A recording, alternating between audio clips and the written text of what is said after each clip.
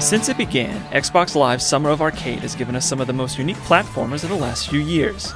2008 gave us the time-twisting puzzler Braid, and last year we were treated to a vastly different take on what a platformer could be with Trials HD. This year, Playdead Studios brings us Limbo, a highly stylized puzzle platformer that is as awe-inspiring as it is creepy. Limbo's barebones control scheme combines with a wonderfully simple yet layered aesthetic to deliver an unforgettable experience that is unmistakably genius.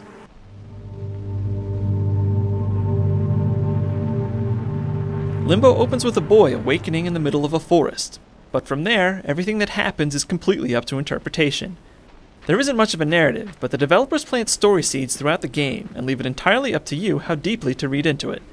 You're never really sure what your goal is until the very last frame of the game, and even then, different people are going to have a different idea of just what they accomplished. At times, both mesmerizing and haunting, the boy's adventure will always have you thinking, and the fact that Limbo is able to say so much without saying anything at all is quite impressive.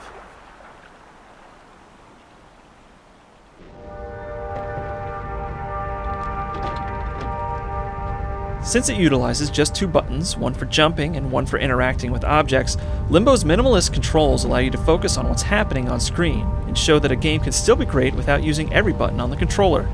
Initially, Limbo asks you to do nothing but run and jump, but by the end you'll be flipping gravity, using huge magnets, and outsmarting some multi-tiered traps that will kill you if you don't act fast enough. The game does a great job of slowly introducing players to more complicated puzzle solving as the game progresses, and though you're going to die a lot from trial and error, there's a terrific sense of accomplishment from completing any of the game's puzzles. Thankfully, Limbo has a great checkpoint system that saves after almost every step of a puzzle, so you won't have to retread too many of your steps after one of your many deaths.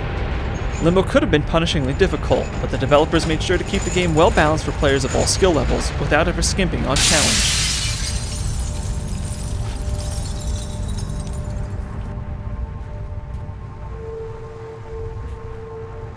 The stark and chilling landscape in which Limbo takes place is the true star of this game.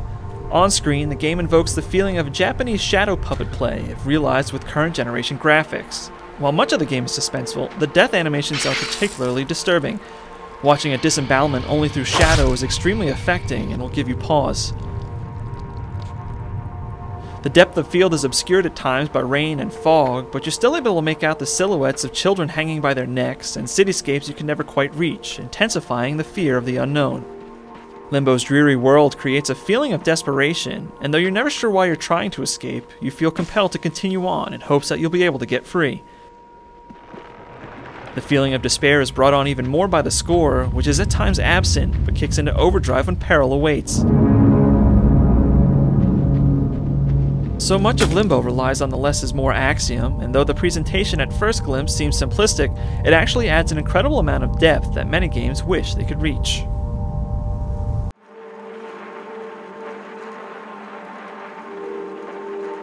Limbo is anything but just another platformer. It's a brilliant take on classic conventions, and the way in which it's presented only adds to its genius. Though it's a bit on the short side, Limbo sets the bar for the 2010 Summer of Arcade extremely high.